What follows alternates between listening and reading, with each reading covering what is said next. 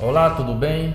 O programa Espírita Jesus no seu lar volta novamente com mais uma edição para falarmos de Jesus para os amigos que estão nos acompanhando nas redes sociais, no YouTube, no Facebook e também no WhatsApp. Esses irmãos estão ávidos de esperança para, mais uma vez, nos prestigiar com o programa Espírita Jesus no seu lar. E do meu lado, como sempre, o nosso irmão querido Oswaldo Coutinho. Tudo bem, Oswaldo? Tudo bem, Marco. É um prazer muito grande estarmos hoje voltando às atividades espirituais pelas redes sociais. Por isso, o nosso tema, Oswaldo, hoje, que nós escolhemos, está voltado no Evangelho de Jesus. O tema de hoje é Meu reino não é deste mundo. Este tema faculta a cada um de nós uma reflexão profunda, porque meu reino não é deste mundo, faz com que nós, seres encarnados, venhamos a refletir sobre a questão do mundo físico e do mundo espiritual, não é, Oswaldo? Com certeza. A proposta de Jesus ao apresentar meu reino não é deste mundo é uma proposta belíssima, porque ao tempo do Cristo, enquanto o homem tratava de todos os prazeres materiais, esquecia-se dos prazeres espirituais, que são os verdadeiros, aqueles que os ladrões não roubam e as traças não roem, viviam o primitivismo, depositavam todas as suas esperanças nessa vida terrestre, nessa vida material. E o Cristo veio com muita propriedade e sabedoria dizer que meu reino não é deste mundo, ele veio apresentar o mundo espiritual. Evidentemente que este mundo espiritual, segundo a doutrina espírita, ele veio, a gente começou a ficar sabendo, na realidade, através das notícias do mundo espiritual que os espíritos vieram, Oswaldo, trazer para nós. Não é uma criação do espiritismo falar em mundo espiritual. Foram os espíritos que vieram trazer esta boa notícia para todos nós.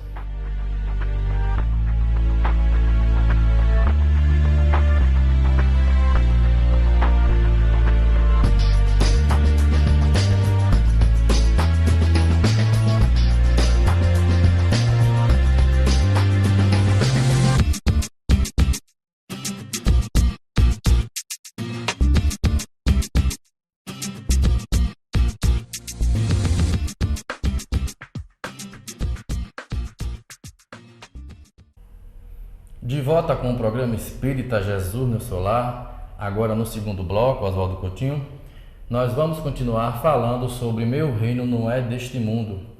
Jesus, quando esteve entre nós, ele pregou, dizendo que existiam várias moradas na casa do Pai. E não foi também criação do Espiritismo, isso é uma questão bíblica. Este ensinamento vigora até hoje, nas leis, nas igrejas, nos templos. Mas só que no movimento espírita, nós observamos que o sentido é racional. Por quê? Nós saímos da trincheira do materialismo e vamos para a questão da espiritualidade superior. Vamos atravessando dificuldades de interpretação nas leis humanas, mas com a doutrina espírita nós vamos ganhando uma conotação mais real. Por que eu estou falando isso? Porque a doutrina espírita fala da vida futura e que a vida futura ela é uma consequência da nossa vida presente. E esta vida futura está realmente interligado ao mundo dos espíritos.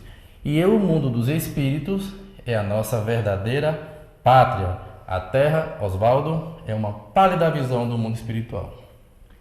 Indubitavelmente, os espíritos da codificação revelaram ao ínclito codificador, Allan Kardec, que há muitas moradas na casa do Pai. As primeiras moradas que a doutrina espírita revela para a criatura humana são os mundos primitivos, destinados às primeiras encarnações da alma humana. Os mundos de provas e expiações, no qual vivemos, aonde há dor e o ranger de dente. O mundo de regeneração, esses mundos que a Terra milita para esse processo de regeneração, onde as almas poderão gozar de uma felicidade, poderão descansar das lutas, das provas e ganhar forças para novas conquistas espirituais. Os mundos ditosos e os mundos felizes, destinados às moradas dos espíritos puros. Então a doutrina espírita tem esse caráter revelador, maravilhoso, porque quando ela apresenta as muitas moradas da casa do Pai, a ciência contemporânea, com a descoberta pela NASA do Kepler, esse novo planeta que assemelha-se ao planeta Terra, isso veio mostrar que é possível existir a vida em outros orbes. Então a doutrina espírita trouxe essa revelação e hoje, com o avanço científico e tecnológico, nesse mundo contemporâneo, a criatura humana tem a oportunidade de conhecer e entender que existe vida sim em outros planetas. Agora, veio aqui intuitivamente a seguinte pergunta. Oswaldo, o sistema terráqueo planetário, qual é a categoria do nosso planeta? É um planeta já que se encontra avançado ou é um planeta ainda de provas e expiações? É um planeta de provas e expiações, porque ainda existem muitas dores e os espíritos que aqui reencarnam estão no mesmo nível evolutivo do planeta. Em um planeta que ainda o homem procura destruir o homem. Existem guerras, existem maldades, perseguições. Naturalmente é um planeta de dor. Mas como que a providência divina e a lei é de amor, a Terra também terá sua oportunidade de evoluir, passando para um processo melhor, o processo de regeneração. Que os espíritos bondosos da codificação, como o nobre espírito Manuel Filomeno de Miranda, na sua obra que ele concedeu pelo médium Divaldo Pereira Franco, Transição Planetária, ele retrata dessas questões evolutivas do planeta. E que aqueles espíritos que não compactuarem, que não vibrarem com o novo processo evolutivo do planeta Terra, serão convidados a deixar o planeta para que ele possa crescer cada vez mais em direção à grande luz. Como aconteceu com Capela, na constelação do Colcheiros, aonde aqueles espíritos que não estavam no mesmo nível evolutivo do planeta Capela foram degradados para a Terra, assim surgindo as civilizações egípcias, persa, na Índia, na Babilônia. Essas raças que surgiram, que naturalmente foram esses espíritos que vieram para a Terra com um nível intelectual superior, mas ainda necessitando avançar no campo moral. Você poderia citar alguns exemplos de alguns espíritos que vieram reencarnar na Terra e que vieram de Capela? No caso, Moisés foi um desses espíritos? Moisés e muitos outros. O grande legislador hebreu, ele que foi o primeiro médium a psicografar nas tábuas o decálogo, os 10 mandamentos, que contém a lei suprema de amor, que contém as leis supremas de Deus. Mas Moisés também teve que criar as leis civis e disciplinares para poder conter um povo ainda selvagem e turbulento. Então Moisés é um desses espíritos que vieram de Capela, juntamente com para formar aquela civilização que pudesse melhorar, evoluir, quitar os seus débitos para retornarem para a Capela. Nós poderemos observar que essas raças que vieram para o planeta, esses espíritos, construíram pirâmides, invenções que a ciência até hoje não sabe. Que a ciência até hoje não consegue descobrir como foi feito as pirâmides. E eles retornaram para a Capela, deixaram os seus marcos, deixaram as suas obras, as suas construções, e a ciência contemporânea não tem métodos científicos de dizer como foram planejados aquelas pirâmides. Você tocou num assunto importante, as pirâmides. Alguns relatos da própria ciência dizem o seguinte, que alguns viajantes, quando atravessam, né, via aérea com um avião, eles atravessam as pirâmides. E diz que lá tem alguma coisa que impede o avião atravessar aquelas barreiras energéticas que existem nas pirâmides. Ali está implícito a questão do magnetismo energético daquelas pirâmides, de quem construiu naquele local? Naturalmente, as pirâmides elas estão centralizadas, elas são colocadas em pontos que dividem o planeta. As pirâmides elas servem de marco divisório. Qual seria essa engenharia que conseguiu, poderíamos dizer, há mais de 2000 anos, fazer essas divisões e construíssem essas pirâmides naqueles locais indicados por inteligências de planetas diferentes, de seres diferentes, planetas de outras dimensões psíquicas. Ou civilizações. Civilizações. Então as pirâmides, naturalmente, ali existe um magnetismo, porque muitas pessoas ainda hoje constroem pirâmides em pontos específicos de algumas regiões do planeta para poder captar aquela energia que emana de dimensões superiores e que através da pirâmide possam chegar naquele ambiente. Nós vemos o nosso querido amigo da LBV, Paiva Neto, que tem as pirâmides. Nós vemos também em Brasília muitos exemplos de pirâmides construídas. Naturalmente, existe sim um magnetismo. Falando em magnetismo, vamos entrar um pouco também na questão da mediunidade. E podemos citar também que a mediunidade é um desenvolvimento orgânico do ser.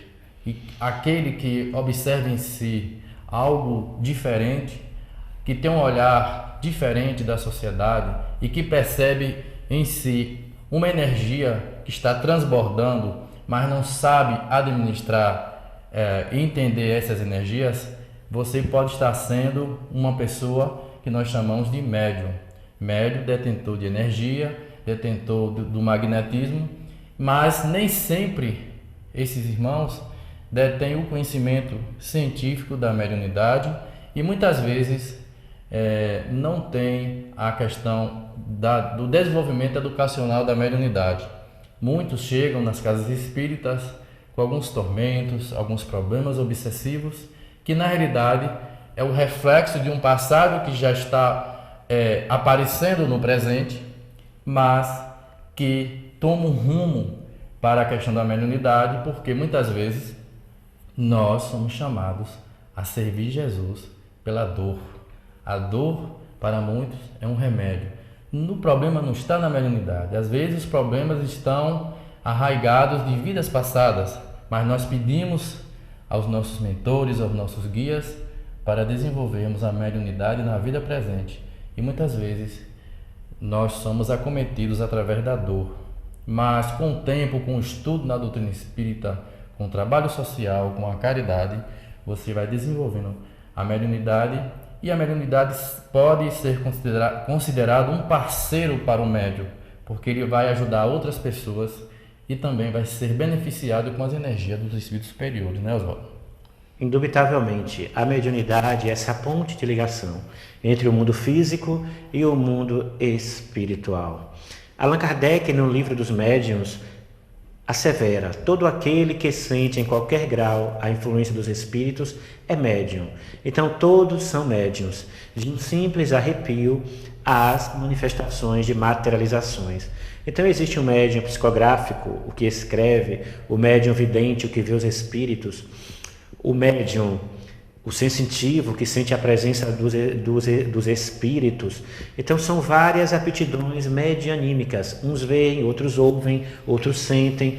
Uns têm a inspiração para a música, para a pintura, a psicopictografia, aonde espíritos como Renoir, Van Gogh, Morisot e muitos outros vêm através dos médiuns pintar para poder refazer o caminho, refazer a sua trajetória espiritual, revertendo tintas em pães, como também na música, Beethoven, Chopin e muitos outros, Mozart, que utilizam de médiuns sérios para poder compor belas sinfonias e trazer para a Terra a música espiritual.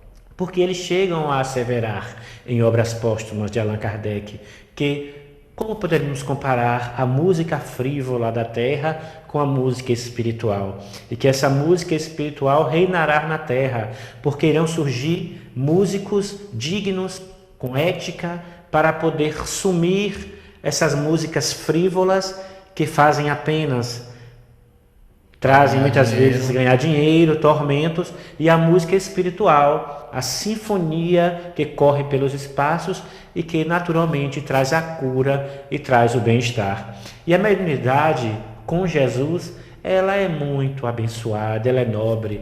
Nós lembramos a obra Nosso Lar, que o espírito André Luiz nos presenteou pela mediunidade de Chico Xavier. Os tormentos que André Luiz passou no umbral. 8 anos. 8 anos no Muito umbral. sofrimento, sentia fome, sentia frio, sentia uma série de consequências. E os espíritos obsessores diziam o quê? Sofredores, suicida, suicida. Mas não saia daí.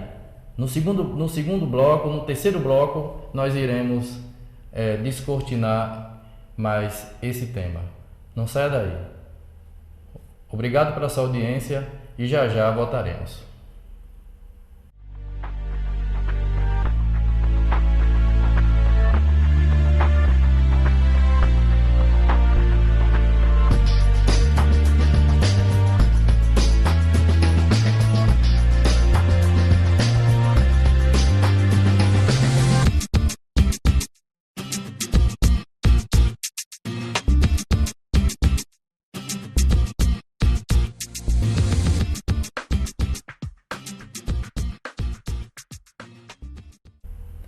De volta com o programa Espírita Jesus no seu lar, queremos aqui agradecer a audiência de hoje, dos irmãos internautas do Facebook, do WhatsApp e de outras redes sociais e também por este canal de TV que vocês estão assistindo.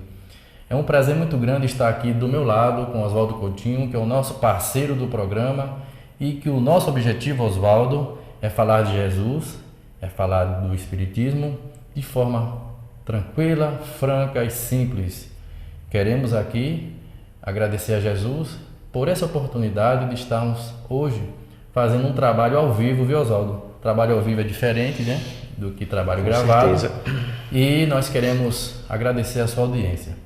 Dando sequência ao trabalho de hoje, nós vamos citar uma pessoa muito importante dentro do processo do Meu Reino Não É Deste Mundo, da vida futura, das muitas moradas da casa do Pai, do Nosso Lar, que foi psicografado por Chico Xavier, que é ele que nós vamos agora abordar. Quem foi Chico Xavier e a sua mediunidade? Chico Xavier foi um apóstolo de Jesus. Chico Xavier foi aquele que veio ao planeta simplesmente para amar. Chico Xavier é a maior antena psíquica do século. Chico Xavier chegou a asseverar que se nos próximos 50 anos o homem estabelecer a lei de amor, poderá sim haver contato com os seres que habitam os outros planetas. Então Chico Xavier é essa amorosidade em pessoa. Aquele que psicografou o primeiro livro Parnaso de Além Túmulo, aonde trazia poesias de Castro Alves, Augusto dos Anjos, Fagundes Varela, Casimiro de Abreu, e continuou a sua vida psicografando. Ele chegou ao ponto de adoecer de um dos olhos e dizer: Emmanuel, eu estou com meu olho sangrando. E Emmanuel disse: Chico, ter 2 olhos é luxo. E ele, na sua vida íntegra, ao lado de Jesus e de Kardec, recebendo as pessoas altas horas da manhã em Pedro Leopoldo, a fila que crescia sempre mais, trazendo consolo para as mães que perdiam seus filhinhos, para os pais, para as pessoas necessitadas de consolo. Então Chico Xavier é esse exemplo. Chico Xavier chegou a dizer que se ele fosse alguém, se ele tivesse a mínima autoridade moral, ele ia ensinar aos homens a frase de Jesus: amai-vos uns aos outros como eu vos amei. Então Chico é esse exemplo maior, que sofreu perseguições, calúnias, difamações, mas ele soube manter na íntegra o seu estado de pulcritude, porque ele vivia plenamente conectado com Cristo, plenamente conectado com o Pai. Bela definição, Oswaldo Coutinho. Mas tem uma frase interessante que o seu mentor Emmanuel disse para Chico no início da sua carreira mediúnica. Ele disse 3 coisas: disciplina, disciplina, disciplina. Disciplina, uma frase forte, uma palavra forte. Por quê?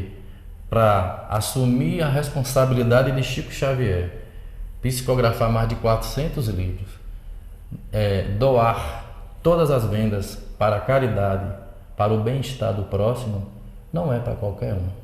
Principalmente, Oswaldo, nesse mundo capitalista que nós vivemos.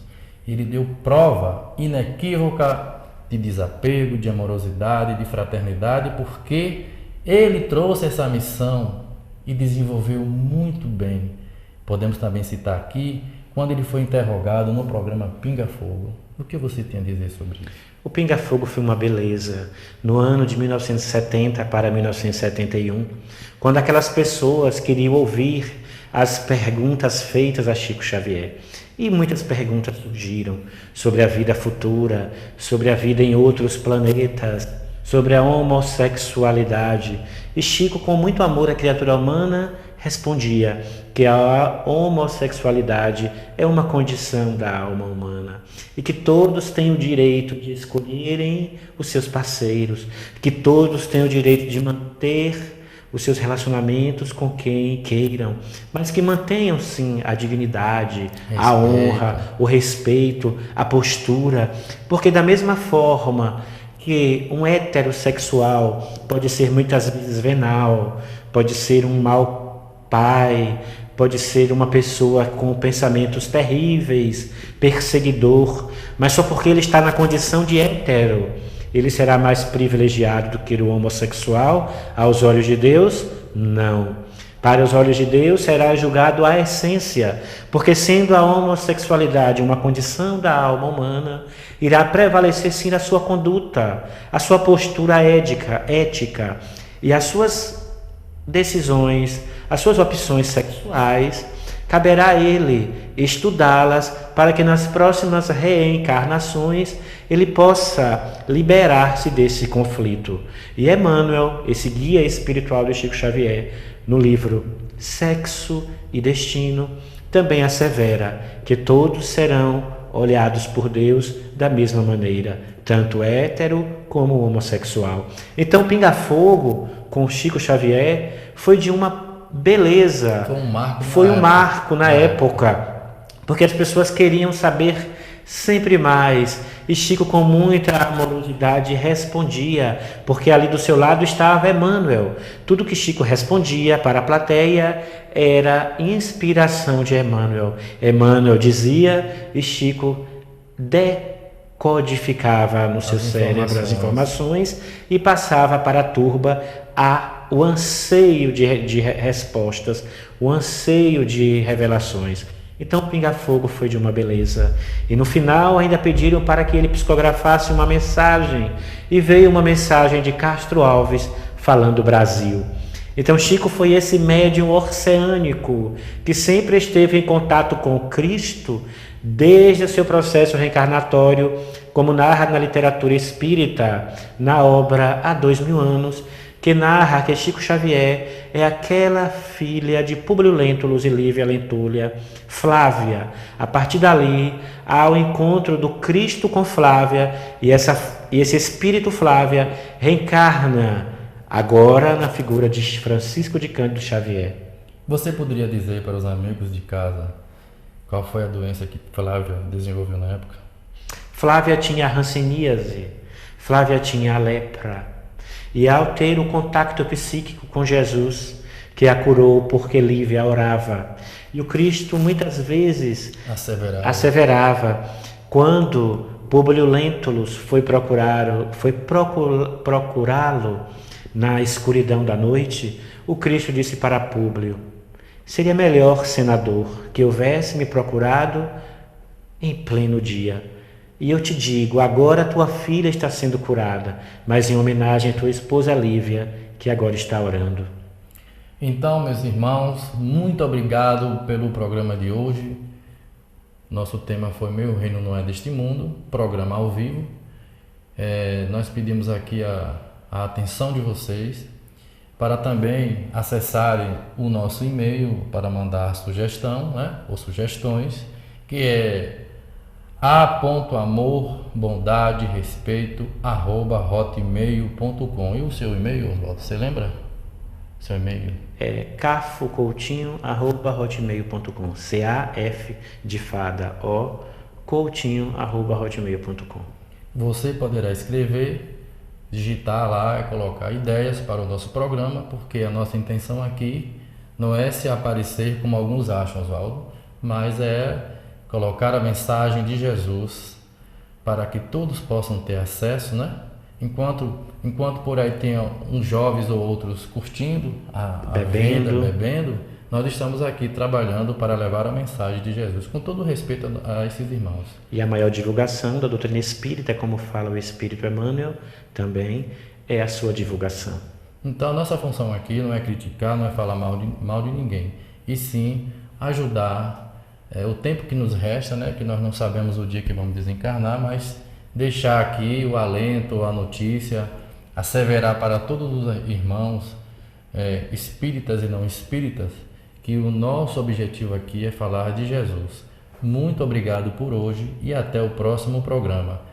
E queremos pedir a Oswaldo para que ele possa dar suas definições em relação ao programa de hoje, as suas considerações finais.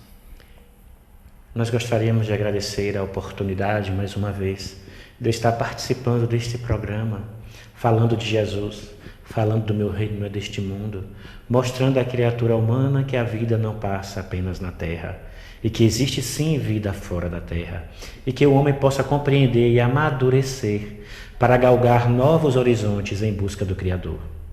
Muito obrigado e até o próximo programa. Deus fique com todos.